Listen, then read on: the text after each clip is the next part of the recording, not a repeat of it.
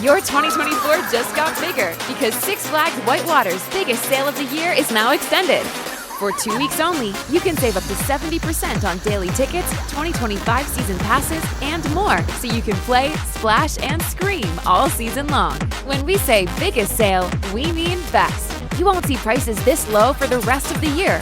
So go all out with our biggest sale of the year, now through September 15th. Visit sixflags.com to buy now.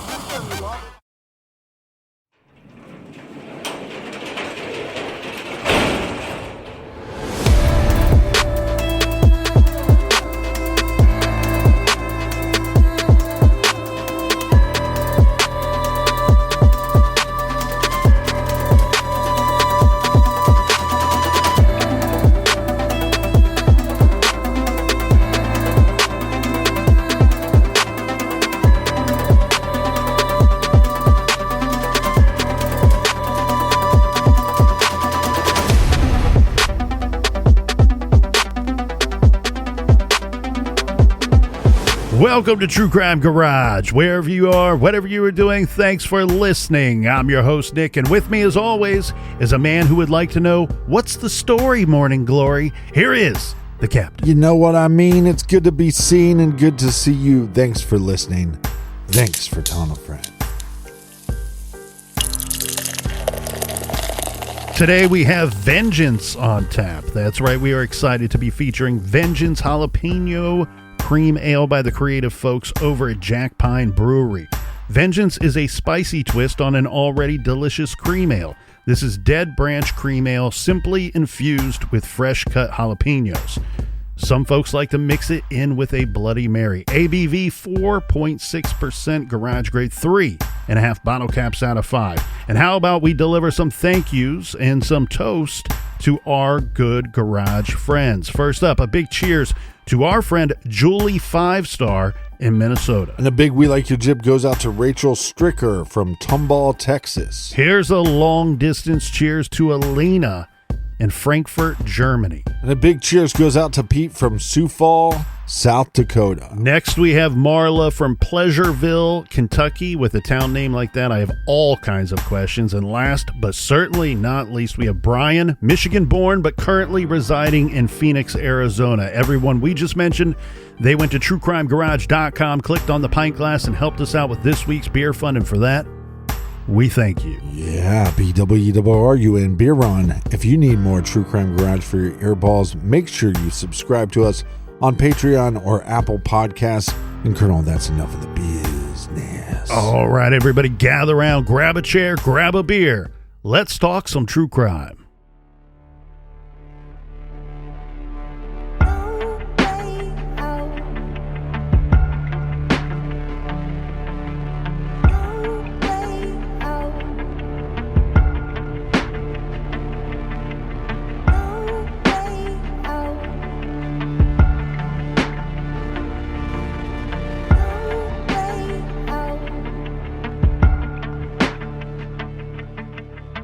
A 15-year-old girl walked away from her home in September of 2014.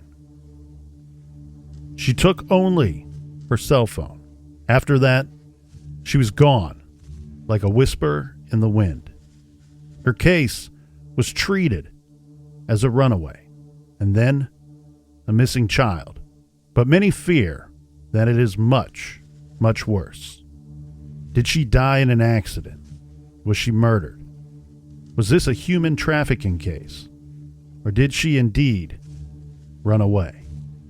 There are so many alternative facts and so many unanswered questions in this case.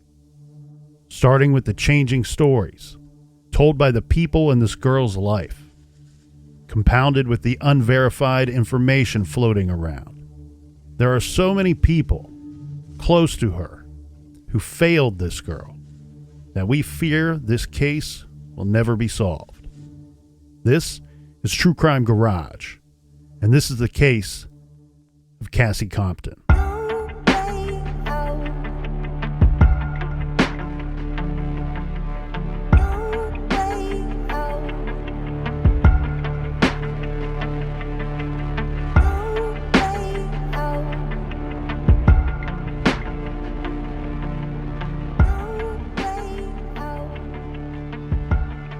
In September of 2014, Cassie Compton was 15 years old and living with her mother Judy in Stuttgart, Arkansas.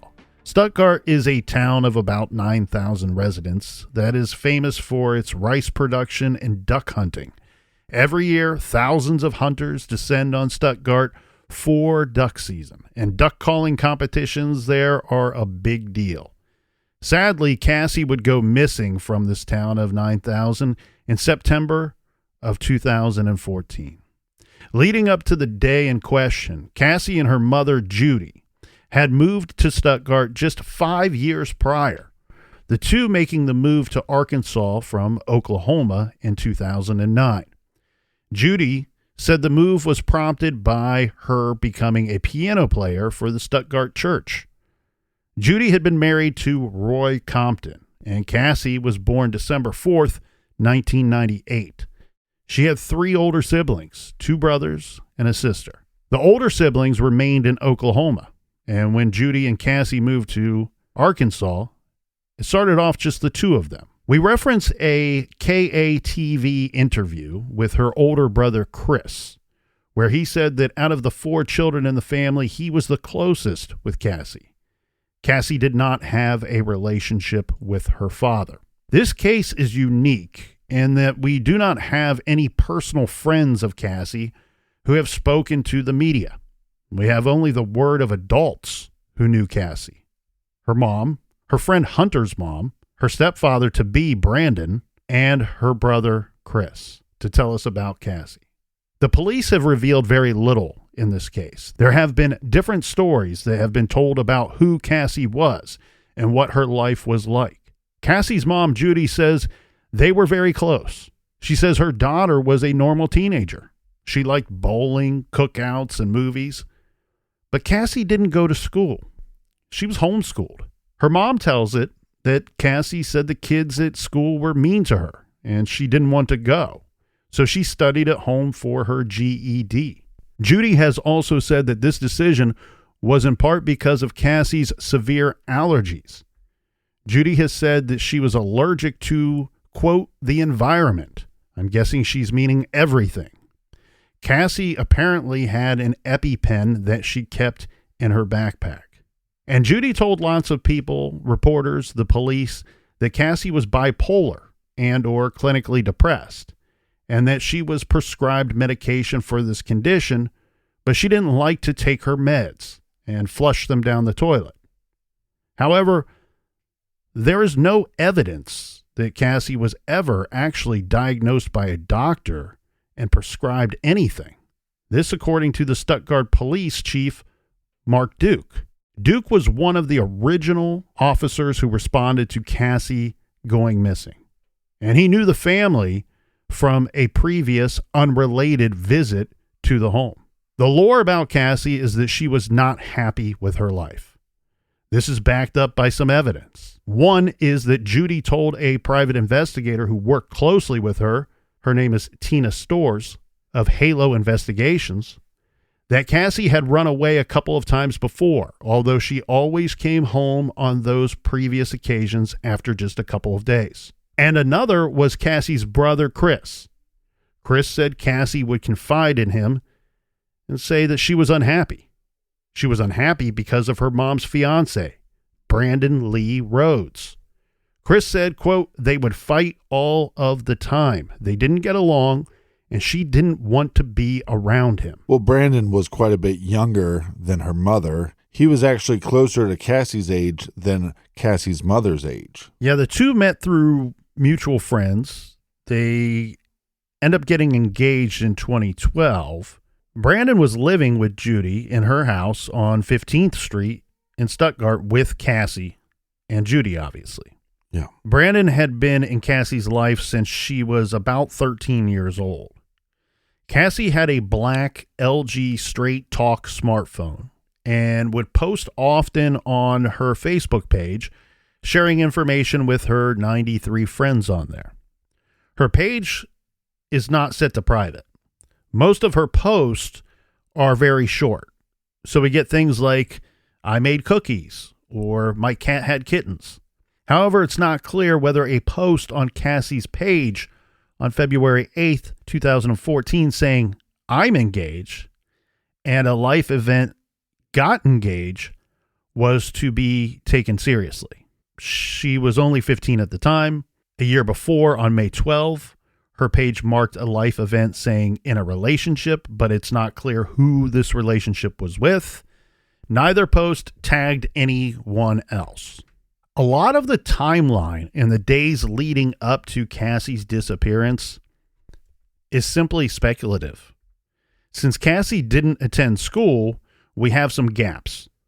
And police haven't really released much of anything that they may have obtained through her phone records. We're going to go through what we know about 4 consecutive days, a Thursday, Friday, Saturday, and Sunday in September of 2014. Starting with Thursday, the Stuttgart Daily Leader reported that Cassie had been to the doctor a few days earlier for a bad cold and was on medication. A local familiar with the case posted that Brandon Rhodes had driven Cassie to the doctor on that Thursday. We don't know anything else about this doctor visit. On Friday night, so now we're at September 12th, it is believed that Cassie went to the Stuttgart high school football game. We have zero information on who she went with or who she was hanging out with. Now we go to Saturday, September 13th. Cassie was going to hang out with her friend Hunter Snyder. And there have been some questions here, Captain, if the two were in a relationship. No one's ever said that they were boyfriend and girlfriend. It's always been reported and stated by the people that knew the two that they were simply best friends. But she's going to go hang out with Hunter Snyder. I couldn't track down this guy's age. From what I could read and what I could find, I believe him to be close to Cassie's age, maybe slightly older. Yeah, I believe he's slightly older, but he's been cooperative with police. And as far as my research goes, he's the only individual that police have came out and said that they've cleared him. Hunter's mom's friend picked Cassie up at 1:30 on Saturday afternoon and brought her to Hunter's house. They all left at 3:30 to go to the Arkansas County Fair Demolition Derby in DeWitt. After that, Cassie spent the night at the Snyders. According to reports, Hunter and Cassie were newish friends, and Hunter is described as her best friend, like we said. The next morning, they had Sunday brunch and a, quote, lazy day. In the evening, Hunter took Cassie home to her mom's house, which was located on East 15th Street in Stuttgart. This is not in a rural area. It's urban. On Google Maps, it's the block of East 15th Street between Grand and College. So we have both homes and businesses are in this immediate area. We have a one-sided text chain from that weekend. These are texts from Cassie to her mother that were posted on a message board from a user going by the name Caring for Many, which pulled this from a Broken Daily Leader article. So this is a phone text timeline for Cassie, and she's communicating with her mother, Judy, but we only get the one side that was released. So on Saturday, September 13, at 9:47 a.m., Cassie texts to her mother, "Nothing much, I'm fine, still got a cough, though, but it's getting better." Still on Saturday, now in the evening time at 6:56 p.m., she replies, "Yeah." 2 minutes later, "Love you too." So we get to hear the one side of that conversation. Now we go to Sunday, the 14th. Starting at 3:19 p.m., she tells her mom, texts her, says, "Just tired." Then 3 minutes later at 3:22 p.m., "Yeah, just feel like I haven't got enough sleep." At 6:02 p.m., this is where we start to get very near the time in question here. She's texting her mom at 6:02 saying, "Are you home?" We don't know what the reply was or if she got one, but 1 minute later, she's sending another text to her mom at 6:03 p.m. saying, "Be home in a bit." This 6:03 text appears to be the last text from Cassie to Judy. Now we go to CNN, an interview with Tracy. Who is Tracy? Tracy is Hunter's mom. Remember, what we know about this timeline so far is Hunter is returning Cassie to her mother's house on this Sunday evening. This interview is conducted by Jane Valez Mitchell. So Tracy, Hunter's mom, says he left our house at 6:05 and he got back by 6:45, talking about her son Hunter. We live out of town, so it was a little bit. By the time he got there and dropped her off and got back home, she did send him a text message saying that she was going to go out and, quote, find a pack of cigarettes. And that is the last response he got from her.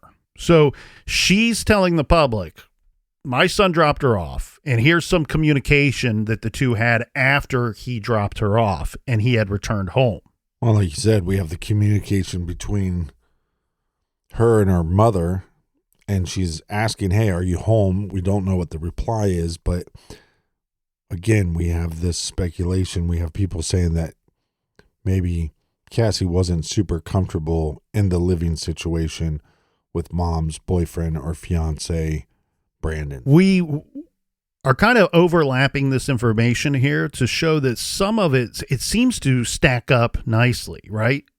If she's texting mom at 6:02 saying, are you home? Then at 6:03 saying, be home in a bit.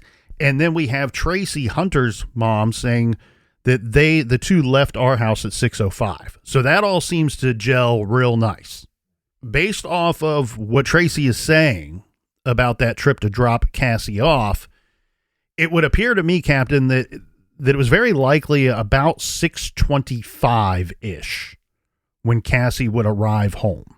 Hunter also told his mother that she wasn't very talkative on the way home, which I think is more indication that she didn't want to go home. Or wasn't feeling well, as the other text had indicated. So now we got 6:55 p.m. This is when we are told that Cassie texted Hunter saying that she was going to go find or get some cigarettes. I want everybody to put a question mark after this. Keep in mind, it's Cassie's phone that sends this message to Hunter's phone. I cannot sit here and say 100% that Cassie texts that message to Hunter. I can tell you that her phone sent that message to his phone, but I do not know who scripted that text. There was no back and forth, or not much of a back and forth as far as what we've been told here. In that statement, in that text, she does not mention getting a ride from anyone or anyone coming to pick her up or meeting anybody. She just simply says she was going out to find some cigarettes. Cassie's mom, Judy Compton, has changed her story slightly over the years. Some things have remained consistent in her retelling of the events of the evening of September 14th, but some things have not. Judy was sick in bed that evening and could not even get up without having a dizzy spell. So she remained in bed the whole time. She said that she heard Cassie come in that evening. So getting dropped off by Hunter, she comes into the house that Sunday evening, to which Judy then says that she shouted out, "Hi, baby girl." But she later said that Cassie did not come into the bedroom. So she says she heard her come into the house. She shouts out to her. But to be clear, she's saying, I never actually saw her. I never saw her come. She didn't come into the bedroom. Yeah, Cassie's mother claims that she never saw her. I believe she also says she never heard her. Which is weird because there is a statement that she says where on one occasion, Judy states that Cassie denied dinner, which sounds confusing to me, and maybe to some others, but as we go through these other statements, it will make a little bit more sense. I think a couple things could both be true here, Captain, right? She could have never heard her daughter, and Cassie could have also denied dinner because Brandon lives there as well. Her daughter could have told Brandon she didn't want dinner, and that can mean that mom didn't hear that interaction. Judy says that she dozed off. She did not hear Cassie leave. When she woke at about 8 p.m., Cassie was gone. After a while, Judy's fiancé, Brandon Rhodes, started calling around looking for Cassie.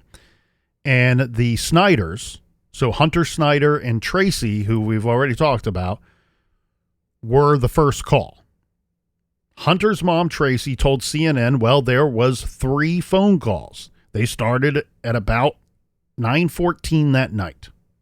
And he first asked if Cassie was still at our house.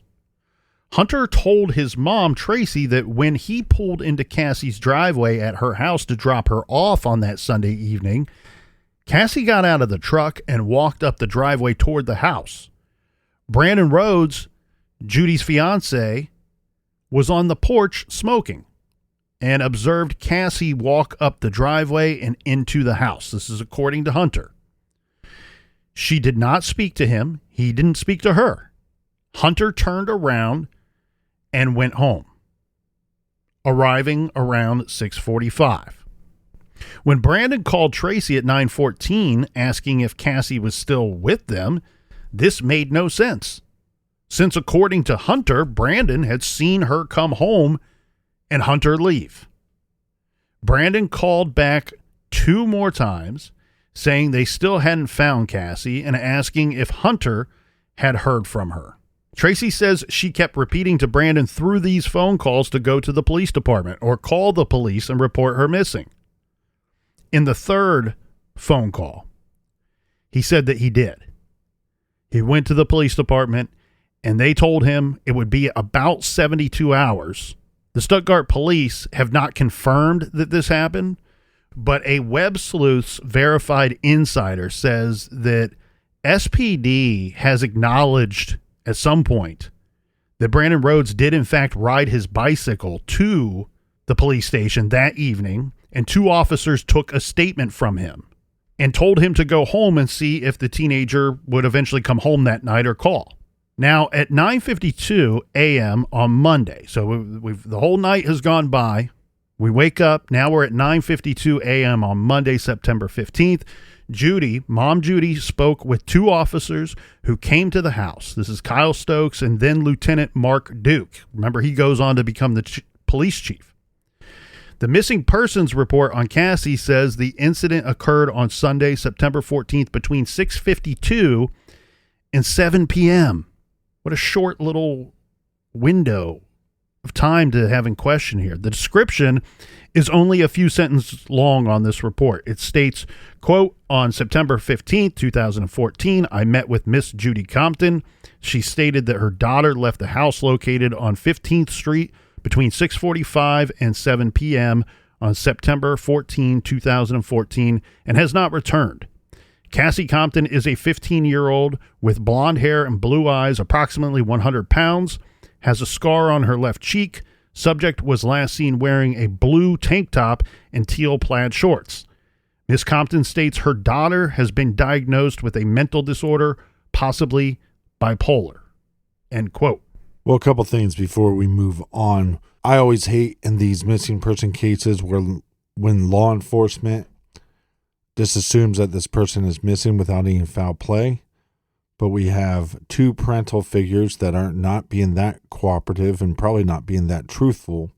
And this report of what she was last seen wearing, this is all speculative.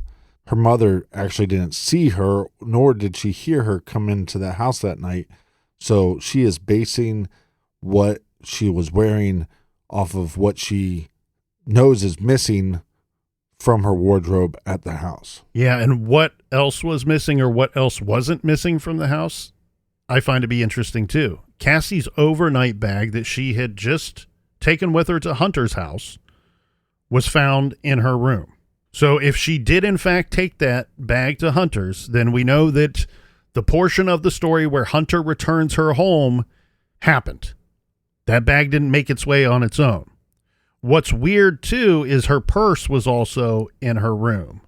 I think a lot of people find that extremely weird. I don't find it to be as weird because she's 15, and if, in fact, that text is correct, that she was going to go find a pack of cigarettes, she might have to go to a couple of establishments to get somebody to sell her a pack of smokes. She's not old enough to buy cigarettes. And it's a little difficult, right? If you walk into the place with your purse strapped around you and say, oh, I don't have my ID. it's a little more believable if you walk in there with no purse on you and say, yeah, I'm of age. I just don't have my ID. Well, you first have to believe that she is the one that sent the text. The other thing, too, is her cell phone's gone, but not her charger. If she wanted to go away for a good amount of time or even overnight, right? She's according to her mother, has ran away on at least 2 previous occasions, but came back within a couple days. Yeah, this isn't a case of a runaway. The overnight bag she would have taken with her, the cell phone charger she would have taken with her as well. And the captain's exactly right. The description of what she was last wearing is kind of cobbled together based off of items that might be missing from her room, maybe some of what Hunter says she was wearing when she was dropped off, and if Brandon saw her that night or not. Well, originally, Brandon says that he did see her and then later changes his story. As said in the trailer, police initially treated Cassie's case as a runaway.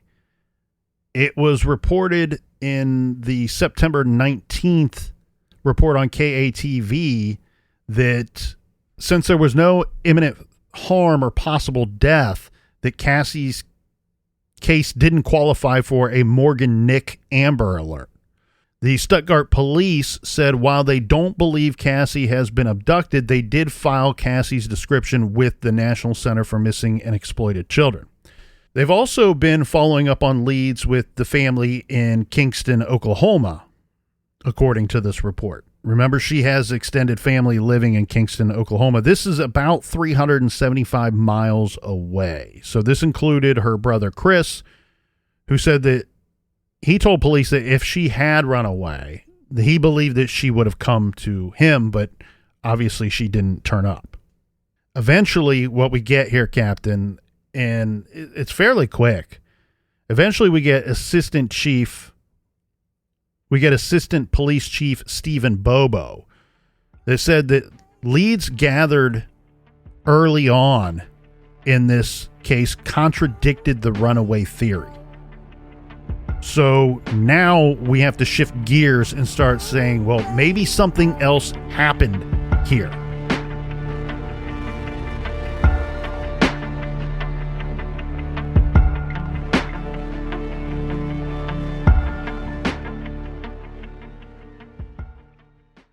It's been a busy season of events and travel, and your wardrobe has probably taken a beating. Sometimes a total overhaul isn't in the budget, but you can replace some of those worn-out items with affordable, high-quality essentials from Quince. Quince has all the seasonal must-haves like cashmere sweaters from $50, 100% European linen shirts, and versatile activewear. The best part, all Quince items are priced 50 to 80% less than similar brands. By partnering directly with top factories, Quince cuts out the cost of the middleman and passes on the savings to us. Quince only works with factories that use safe, ethical, and responsible manufacturing practices, along with premium fabrics and finishes. I love Quince. I love shopping with Quince. It's so easy. And I love their website because I can find what I'm looking for. Recently, I was looking at my gym clothes and thought, wow, there's too many holes in these shorts. This is not appropriate. So I went to Quince and got all new activewear. I'm feeling great. I'm looking great. And because I bought it at Quince, it's high quality at an affordable price. I love Quince. You'll love Quince. Upgrade your wardrobe with pieces made to last with Quince. Go to quince.com/garage for free shipping on your order and 365-day returns. That's QUINCE.com/garage to get free shipping and 365-day returns. Quince.com/garage. Check out quince.com/garage today.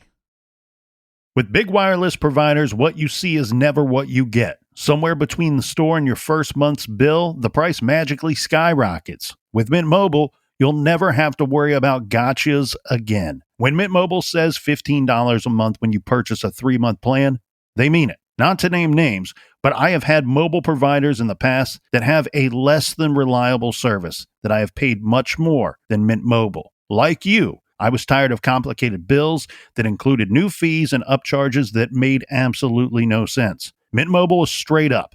great reliable service, at a great and fair price. All Mint Mobile plans come with high-speed data and unlimited talk and text delivered on the nation's largest 5G network. You can use your own phone number, and all of your existing contacts. Ditch overpriced wireless with Mint Mobile's deal and get 3 months of premium wireless service for $15 a month. To get this new customer offer and your new 3-month premium wireless plan for just $15 a month, go to mintmobile.com/TCG. That's mintmobile.com/TCG. Cut your wireless bill to $15 a month at mintmobile.com/TCG. $45 upfront payment required, equivalent to $15 per month.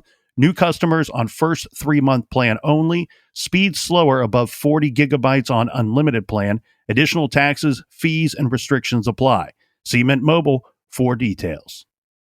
Have you ever felt a sense of unease when you leave your home, wondering if everything will be safe while you're away? I've had that uneasy feeling when I'm working by myself in the garage. But that uneasy feeling stopped when we got Simply Safe. Simply Safe has protected my home and the garage studios for years now, and the security and service exceeded all expectations. With the Fast Protect monitoring and Live Guard protection, Simply Safe agents can act within 5 seconds of receiving your alarm and can even see and speak to intruders to stop them in their tracks. You'll never be locked into a long-term contract, so you can cancel anytime. Pricing is transparent and affordable, and less than $1 a day with no hidden fees ever. Simply Safe has been named Best Home Security Systems by U.S. News and World Report for 5 years running, and offers the best customer service and home security according to Newsweek. It's easy to install and activate your Simply Safe system in less than an hour, or choose professional installation to have a pro do it for you.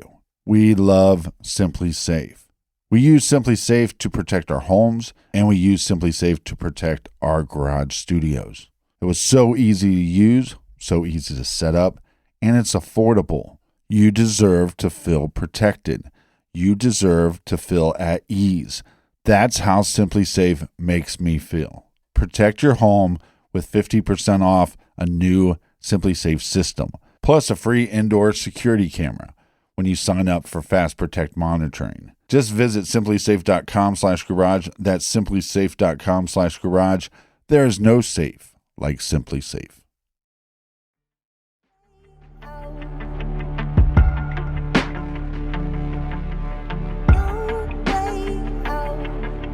All right, we are back. Cheers, mates. Cheers to you, Colonel. And cheers to you, Captain. Cheers to everybody out there in listener land. Having a grand time, I hope. Police, one of the first steps that they were going to take looking for Cassie, they were going to look for leads, right? We need a breadcrumb trail. If, in fact, she did go off walking to go find some cigarettes, as the text said, then we need a breadcrumb trail leading us from her house to where we will find her.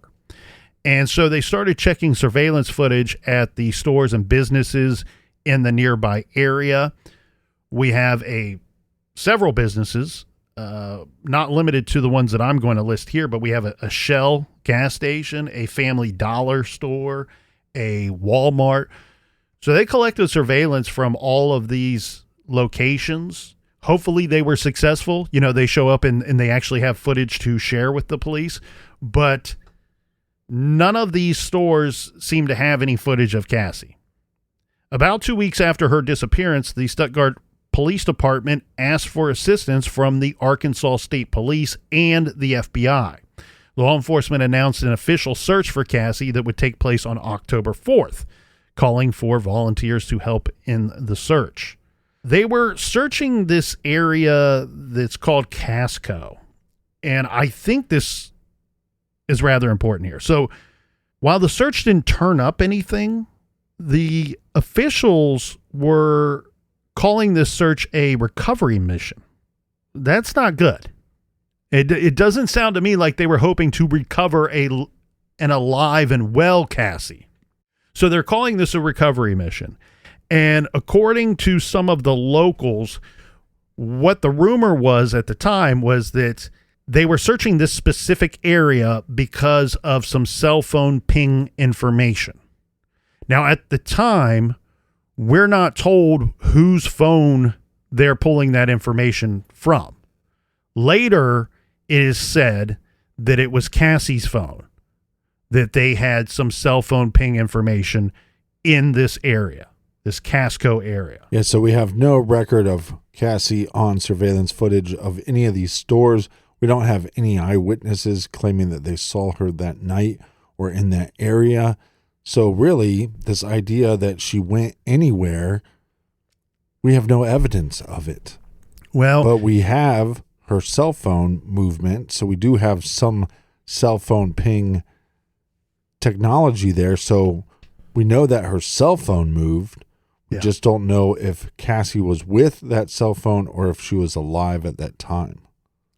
And one thing here regarding this second, so there's a second search that takes place, right? When you hear recovery mission, that's not something you want to hear.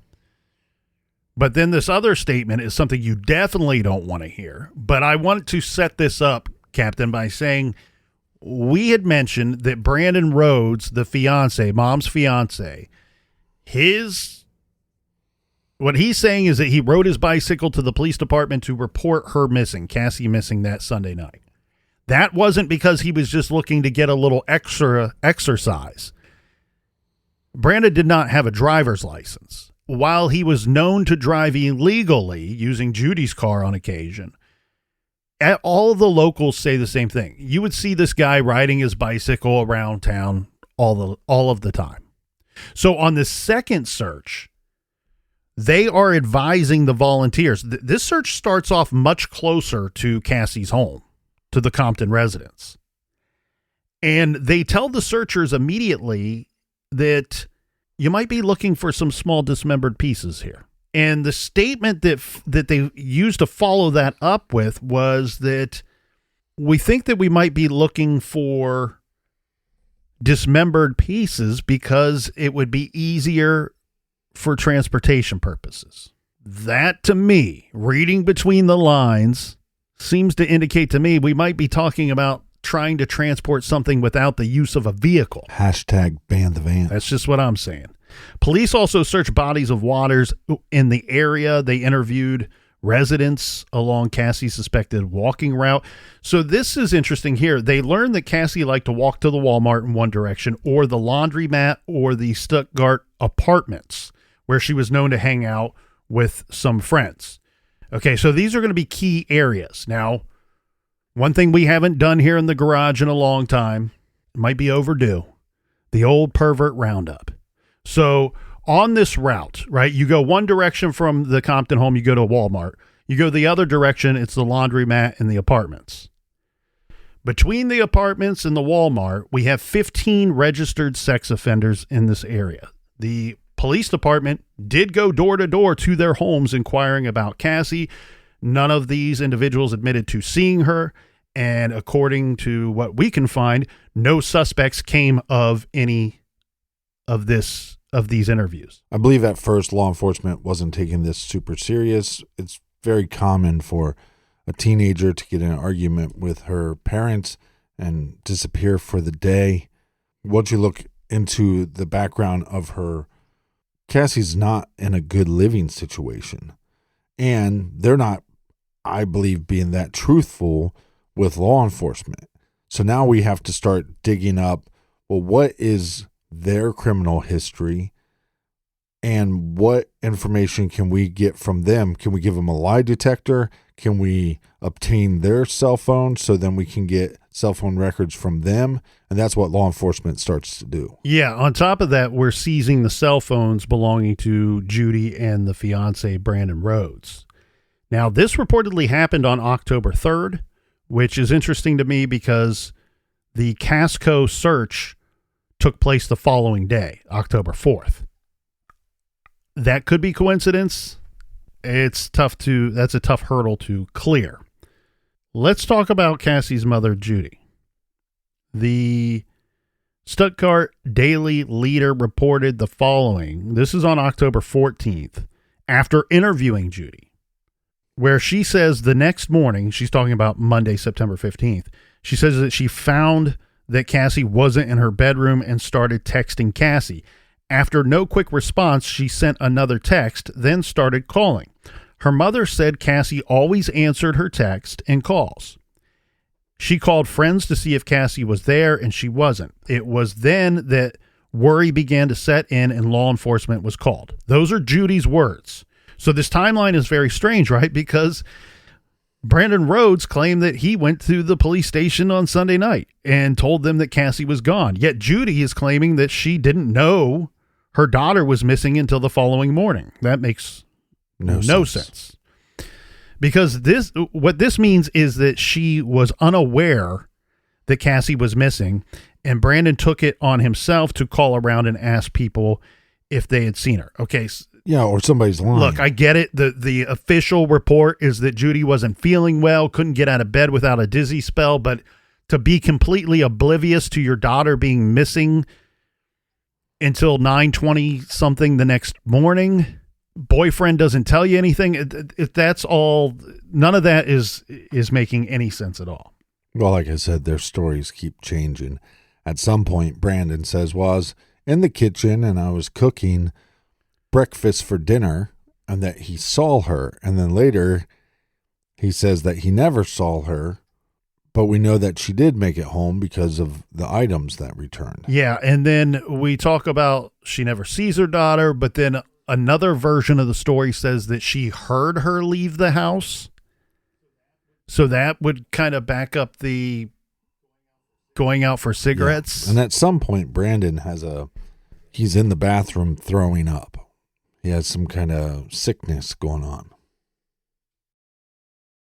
Yeah. And so look, maybe the past history that she's reporting to police is truthful, but regardless, let's say it is truthful or it's a lie. Judy totally contributed to the police's runaway theory, either accidentally or on purpose.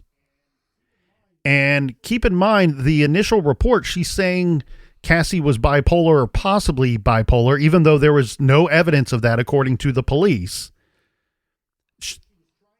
If she was trying to set up something, she's planting the seed that she ran away and she's unstable as well. And I have all types of problems with her mother. Her mother was a registered sex offender. And that is because Cassie's father, which is in jail, and he's in jail because he was molesting which I believe was his stepdaughter. And Cassie's mother's story is that she didn't know what was going on. And basically what she was charged with was the fact that she did know what was going on and was basically protecting her husband from getting in trouble. Yeah, so this takes a while to come out. Okay, so this is not a part of the immediate information. Well, not the immediate information from coming from the media, but law enforcement would have known this from Jump Street if they checked. Right. You don't. It's not the Scarlet Letter where they just put a big giant sign above your house that says registered sex offender lives here. Should. And to say, hey, wait 48 hours or 72 hours or what have you. Look, this is the other thing that bothers me. I get that. All right. You have somebody that potentially has a history of running away. I get it that is protocol in a lot of the police departments and has been for a long time. It's changed in some jurisdictions over the years, but in some jurisdictions it's going to stay this way. The thing I've never understood, so Stuttgart is not like this crime-ridden area. In 2014, there was not a single homicide that we are aware of. Right? Cassie Compton may have been murdered, but it's never been labeled homicide. So in 2014, you have no homicides, and it's not a crime.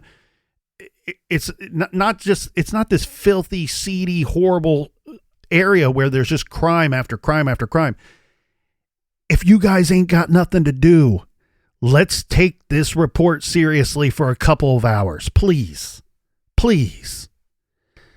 But then as much as you want to get angry and shake a fist at law enforcement here, you go, what the hell is going on at home?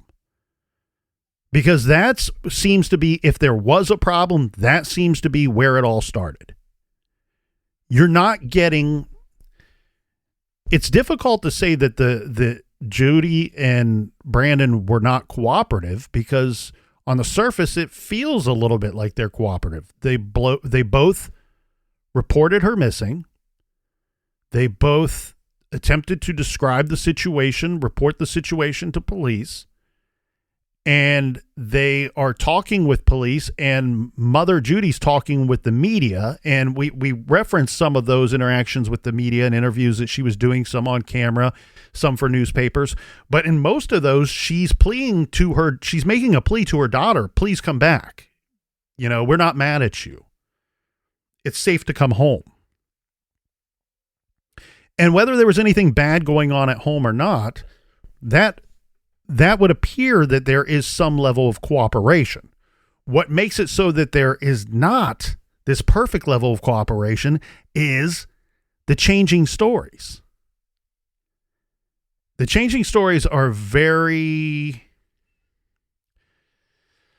it's easy for me to get very angry with this mother. And I also think that she may have no clue what happened to her daughter. I think both could be possible all at the same time. Yeah, but I think the mother is a loser. I think she's never won Mother of the Year award. Yeah. Never even been nominated. Well, she was on the registered sex offender list because law enforcement believed that she was protecting a child molester. And she was protecting a child molester that was molesting her own child. So that's what that's what that criminal history tells us. We now have a situation where she moves to this new location. Okay, maybe that's to better her life. Maybe that's to benefit her child's life. But then the child is not in school, doesn't have a lot of friends. And then what does she do? She moves in this individual that's quite a bit younger than she is. And he doesn't have much going for him. He might be loser of the year in that county. And then, yes, okay, so she's sick. She's not feeling well. But it seems like she also just believed whatever story Brandon, her boyfriend, was telling her that night. And instead of saying, hey, well, we really need to take this serious, she's almost giving evidence to law enforcement why they shouldn't take it serious. Now, I do have to applaud her because at some point she breaks up with Brandon, gets him out of the house, and then is hopeful, well, hey, maybe if my daughter finds out that he is gone, and if that is a possibility of why she would want to run away, maybe she would come back. And so I do applaud her for that. Yes. The difficult thing here is that's when her story changes to, Brandon was in the bathroom throwing up that night. Right. Well, that might have been something you might want to tell the police about from day one.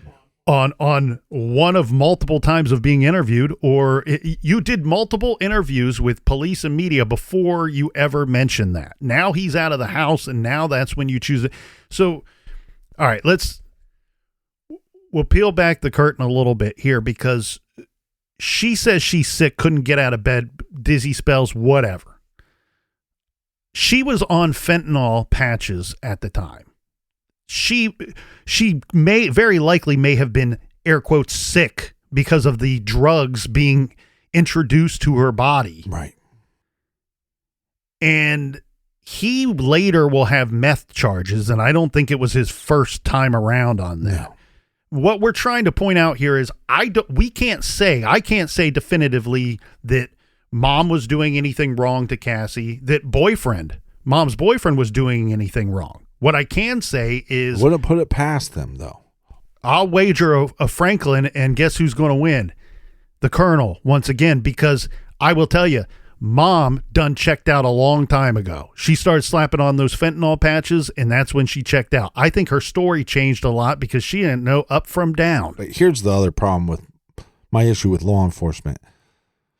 When you start questioning the family and you know something's not right, well, then you question, well, where was Cassie before this? And if you started talking to her friend and her friend's parents, you'd quickly figure out that Cassie wasn't in love with her home situation. And so to me, that's a red flag. And so maybe not day one, but by day two, we're looking at this case and with different eyes. And both of these individuals, I believe, failed their polygraph test. Now, I don't think that's been reported publicly, but I believe in one of the interviews, the mother stated that she failed the test, but she believed because she was on drugs or the stress of her daughter going missing. I can't remember what her horrible excuse was. Yeah, so it could be reasonable. It could be that she couldn't physically give a proper test with what drugs she was on at the time, but this was a mother that didn't work, that was on fentanyl patches, and who knows what else, and a loser boyfriend that, as the captain pointed out, was closer in age to Cassie, our victim, our missing person, than he was to his fiancé. Now, okay, so let's talk about her, Hunter and Tracy. Hunter is her friend that she stayed the night at their home, hung out with until she's dropped off and then goes missing on that Sunday. And Tracy is his mother. There's good and bad with that group, in my opinion. But one thing that it points out is when we go through the timeline of that Thursday, the Friday, the Saturday and Sunday, what did we have for Thursday and Friday? She went to the doctor, and it's reported that she went to a high school football game. No other information. 48 hours of life, of family life. And we have 2 events that were known about. And now, mind you, part of that is she didn't attend school. Right. She was, to call it homeschooled is not, I mean, she's reading a textbook at home. Yeah, she's hanging out at home. She's watching cable TV. She was responsible for her own education. This is the best information we get about that timeline, the 4 days leading up to her disappearance, is from Hunter and Tracy. Right. That gives us several more events because those seem to be, that's what we would have. I think, to me, that just is more proof that even though she lived under the same roof as mom and boyfriend, they were checked out. They were absentee. Yeah. Right. To put it mildly. Right. If they weren't doing anything wrong at all, what we do know is they weren't raising her. Right. This is a child that was neglected. Now, to say that she was completely unhappy with her life at home, that seems true based off of what her brother Chris says. I'm not so quick to believe Hunter and Tracy, as it appears that they only knew each other for like 3 weeks. But Tracy seems to have fully diagnosed the whole living situation of this girl that she knew for a very brief period of time and knew very little about. Yeah, but here's the thing. When you have a child that is neglected and nobody's taking care of them, when they get around an adult or a parent that they feel safe with, she might have shared so much information with her just in a couple hours of conversation. She could have, which would be better conversation and more information that was shared between Hunter's mother than with her own mother. And what her mother has is a history of turning an eye when her child is being molested. And I wouldn't put it past her boyfriend, this Brandon Rhodes. I wouldn't put it past him to, again, there's no evidence of this, but if this person, if Cassie is not enjoying her home life and she hates this individual, well, why does she hate the individual? And is it possible that he was molesting her? Was it possible that he was abusing her physically or mentally? So I think these are all things that law enforcement had to question. And like the captain pointed out, at some point, Brandon is not only absent from the home because Judy says that she asked him to leave, broke up with him. She states that she didn't break up with him because he failed the polygraph. I believe that's the same interview that she brings up the polygraph information. Or that she believed that Brandon had done something to her daughter. She says she broke up with him because she caught him stealing from her. We don't get any particulars about that, but now he's absent. He's removed from the home, and he's now removed from these interviews that Judy's doing with the local news at this point.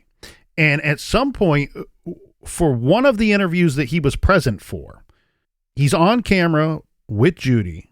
This is a KATV interview. This is shortly after Cassie goes missing. He kind of creeps everybody out when he tells the interviewer about Cassie walking out the door saying, quote, "She was gone like a whisper in the wind." Then we fast forward to they split up. He's no longer in the picture. We get this completely different story from Mom. So remember, we had referenced a Tina Stores.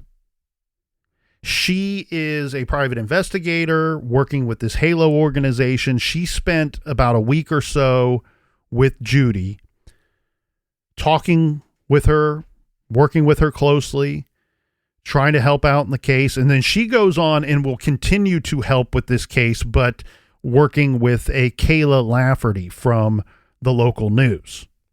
While they're working together, the story that Judy told Tina, listen to how different this is than the stories we've heard previously. She tells the private investigator that Hunter dropped Cassie off on Sunday evening when Judy was sick in bed and was out of it. Cassie said nothing to either of them, meaning Brandon or herself. Brandon is making pancakes for dinner and trying to get Judy to eat. According to this version of the story, Cassie changed her clothes and went to go get some smokes or a smoke. And she's basing this off of per her text to Hunter. But Judy told Tina that around this same time, Brandon told Judy he was going to get cigarettes. Right. He left at about the same time as Cassie. He leaves in Judy's car. And I believe she says Brandon's gone for quite a time period. A few hours. And then when he comes back, he's throwing up in the bathroom. Now, here's my speculation, is that Cassie never texted anybody to say she's going to get cigarettes. I believe that's Brandon texting Hunter saying, pretending to be Cassie. And then he leaves to go get cigarettes, and he comes back, and then he's throwing up for some reason. Yeah, so the way that this timeline would have to play out is she gets home around 6:25. The text to Hunter comes in about 6:45. Judy saying that they both leave around this time, or who knows how much weight you can put into this story at this time. But what we do know is that by 9:14, we have Brandon on the phone calling people looking for her. So that's like 2 hours and maybe 15 minutes. His time is unaccounted for. And again, Judy's story, very different, much more vivid with detail at this point, saying he's gone for a couple of hours. And then when he returned, he went straight into the bathroom and was sick. Now, eventually, Brandon, he's out of Judy's house, out of her life. He is arrested for squatting in a vacant home. Yeah, because he was homeless. And he is also gets charges of possession of methamphetamine at the same time.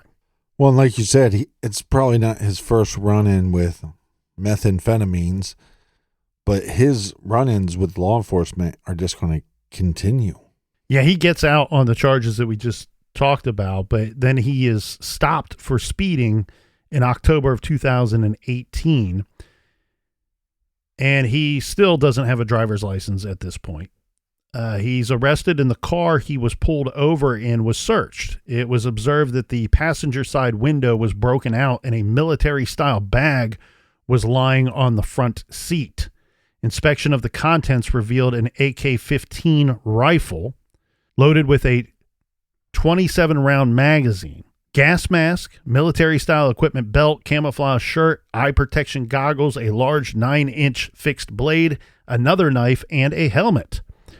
The affidavit, so this is an arrest warrant affidavit that was obtained by the Timeline podcast, which was an 8-part series, all based around the missing Cassie Compton case. And this is put together by that Kayla Lafferty from KATV. So she spent extensive amount of time working on this case and researching this case. She gets her hands on this arrest affidavit for Brandon Rhodes, and the affidavit states that the gun and tactical gear had been reported stolen from a house that Brandon was staying at the time. And in Brandon's wallet was found a piece of paper with names, numbers, and odd statements on it. Brandon was interviewed after the arrest. He allegedly said that he had been paid $200 by a man to follow that man's wife and kill her. The affidavit says, quote, he stated he chose to pose as a hitman because he knew it would get him back into prison for a long time and not hurt anyone. So later he says he made all this up because he wanted to spend a good amount of time in prison. Yeah, and one of his claims is so he can work his missing, girlfriend's daughter case from the inside of the prisons. Yeah, which is funny too, because he also later would say, oh, I posed as a hitman to get this long prison sentence, but really what I was doing, I was going after the people that took Cassie. Right. So this is just we can keep going down this rabbit hole of Brandon Rhodes, but what I keep seeing here, I don't know if it's a combination of the drugs. Methamphetamine will fuck you up and your life. Yeah. Make no mistake about it. And unfortunately, it's one of those drugs that a one-time use could be that. It could be forever. So don't even experiment. This is not marijuana where you can experiment and see if you like it or not. This will ruin you. And I don't know if it ruined Brandon or if it's a combination of his brain, his heart, his soul, and the drugs or what. But to continue down the Brandon Rhodes road, it's a long trip to Crazy Town with this guy. Short trip. Well, it's a short trip for him. It's a long trip for us because there's many stops and it veers off in many different directions. I can't make heads or tails of this dude because I don't think he can make heads or tails of the world. I really want to know what the conflict was when she got home. And that's something that her mom would probably know if she wasn't passed out at the time. Yeah. The other statement, too, that really disturbs me, among many statements that are disturbing in this case, it's from the arrest affidavit, from the arrest warrant affidavit, right? So this is taken to be like a sworn statement from Brandon Rhodes himself. The affidavit says, quote, he stated he chose to pose as a hitman because he knew it would get him back to prison for a long time and not hurt anyone. You have to be severely unstable or have severe violent thoughts to pretend to have committed crimes or an attempt to commit crimes that you really weren't attempting to do because you think that the best place for you is to be locked up so you don't hurt anyone. Was that an ability he didn't possess at other times in his life leading up to that event? Well, we'll hear from ex-partners of him that he was controlling and he had a short temper and that he also had a rough childhood, abusive childhood. That is not to dismiss anything that we think he did or was capable of doing, but that kind of puts some perspective to all this. Again, was there a conflict? He lost his temper, did something, disposed of her body. But also people have stated that he was very controlling and had to have the information of their cell phones or information from their social media. So again, that would put into play this idea that this individual was capable of sending messages to people, pretending to be something he wasn't. I guess at one point he was making calls to this lady that he was tracking and stalking, and made calls and pretended to be a woman. And we have later on in the case where somebody contacted Cassie's mother and pretended to be Cassie. And so then one could question, was this individual Brandon? Did Brandon call her up and pretend to be Cassie? Is that the same story of the 13-year-old boy? Because there was a 13-year-old boy that was using a cell phone that on multiple occasions called pretending to be Cassie, and they were able to figure out. Yeah, they figured out it was the teenage boy. I'm just saying. He was actually arrested and charged. Right, but I'm just saying this still puts Brandon in the realm of possibilities of using Cassie's cell phone, using Cassie's Facebook. Who else was he contacting and pretending possibly to be somebody else? I'm just saying he has the capability of it because we know he's done it in the past. We've been circling like vultures around Brandon Rhodes, and we should be clear here. There are other possibilities in this case. While he looks to be a character that nobody wants to invite over to Thanksgiving dinner, let alone live with under the same roof. Have him come over to my house. I'm not going to make him some pancakes. There are other possibilities here. I mean, he looks like prime suspect number one. I believe the police have never. Well, she didn't run away. Well, and I don't believe that. The thing here is, I couldn't find any information that anybody had been cleared per police saying that to the media. But I also couldn't find any information stating that Brandon was prime suspect number one. There are some other possibilities here. There's an individual named Dustin that we didn't talk about a whole lot that did have some interaction with Cassie. He was an older boy. The ages, depending on what source you go to, vary for this young man, but at the time he would have been in his 20s. I couldn't find anything to say that he was younger than the age of 20. But we have zero actual evidence that Dustin did anything to Cassie at all, or that they even had a relationship, even though there are a couple locals that said that these two may have had a relationship. Of course, maybe Hunter's been ruled out. I've not seen that, but the other things that we should probably touch on here too is, well, as much as you look at Brandon and you go, this guy's a piece of shit, right? And you think, okay, he's going to slip up and we got him. But what happens in this case, and probably good to keep this case in the spotlight and keep people talking about this case, is we have an individual that pops up in a TikTok video that kind of looks like Cassie. And people start thinking, well, this might be Cassie. And so you can point the finger all day long at Brandon, but if Cassie's still alive, then obviously he didn't kill her. Yeah. And, Tina Storrs, the private investigator that we've referenced a few times, she's brought up the fact that Cassie would often walk to the local Walmart. She said that this area that she would be walking through, she considered it to be unsafe. We mentioned abandoned homes earlier. That she's saying there's abandoned homes on this route. There's squatters at times in these homes. There are drug dealers or users using these homes on occasion.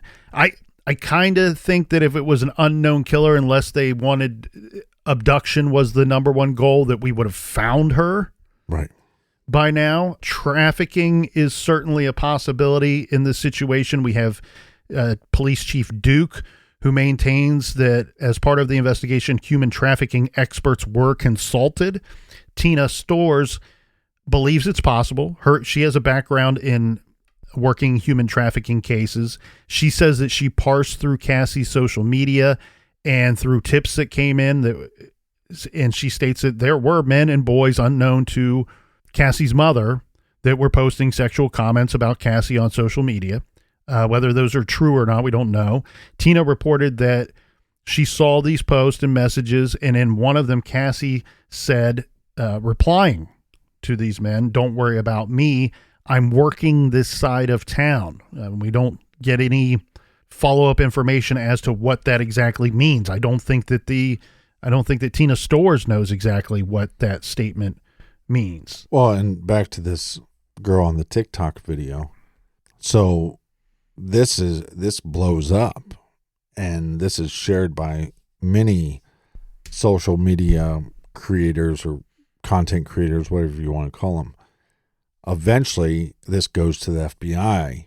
The FBI is able to make contact with this individual, and she ends up making videos on her own social media to say, hey, I am not Cassie Compton, and then she explains who she is and that she's okay, because in the video she was in the backseat of a car with two men and she had black eyes. Well, she had black eyes because she was robbed, and she came out and said everything was okay. And then she even said that she's contacting FBI to let FBI know, hey, I'm not Cassie, and I'm going to prove to you I'm not Cassie, and also I'm going to prove to you I'm okay. So everything as far as that story checks out, but what a weird twist in this story to go, hey, something happened to this 15-year-old girl. We don't know what happened. And then years later, we think that we see this girl on social media. Yeah, and the other possibility, which doesn't seem highly probable, but has to be considered here, accidental death. You know, Cassie could have died from some kind of accident or an overdose. Maybe the people she's with panic, they hide the body. So I bring that up because one of the search and rescue personnel from the Halos investigations, we talked about a couple searches. Remember, they're stating that Cassie's phone pinged in that Casco area, in Casco. And so that's why they were searching there. And it's been brought up that perhaps she went to a party there and something happened. In fact, this same Halo person told the Timeline podcast that he got a tip to the effect that Cassie was at a party and somehow got killed and was buried on private property. The tip was a text from a woman that said Cassie had been accidentally run over and buried behind an abandoned house. A guy who lives in the Stuttgart apartments was allegedly involved. Now, remember, that's the apartment complex that we know she was, that she would frequent. He indicated that he knew where she was buried behind this old abandoned home.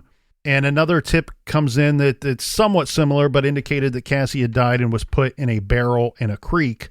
All of these tips were passed along to the police, and truly, you got to believe they were followed up on. And really, who knows whether any of these tips contain even a kernel of the truth. Right. And again, I just want to point out that this parental figure, Brandon Rhodes, was known to pretend to be somebody he wasn't, whether that's male or female. So are there tips out there? Are there false leads that he has created? Who knows? I mean, this guy is a pile of shit. And if I had to bet money, he's responsible for why Cassie Compton's missing. But he is a riddle. Cassie Compton has been missing for 10 years now. She was just 15 years old when she was last seen in September of 2014. It was September 14th. She is 5'3" tall and weighs about 100 pounds. She has blonde hair and blue eyes. Anyone with new information about Cassie is urged to contact the Stuttgart Police Department by calling 870-673-1414 or contact the National Center for Missing and Exploited Children by calling 1-800-843-5678.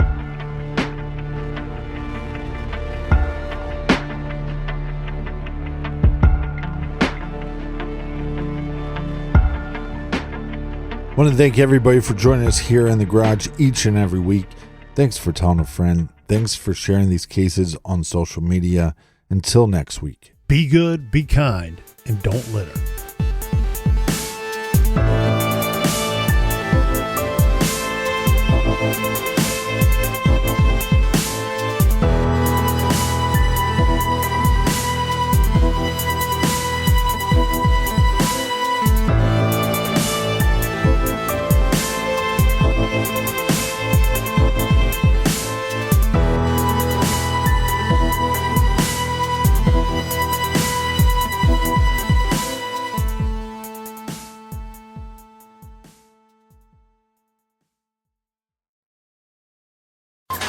Your 2024 just got bigger because Six Flags Whitewater's biggest sale of the year is now extended.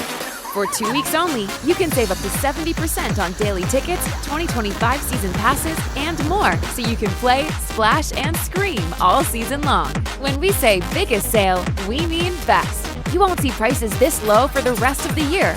So go all out with our biggest sale of the year, now through September 15th. Visit sixflags.com to buy now.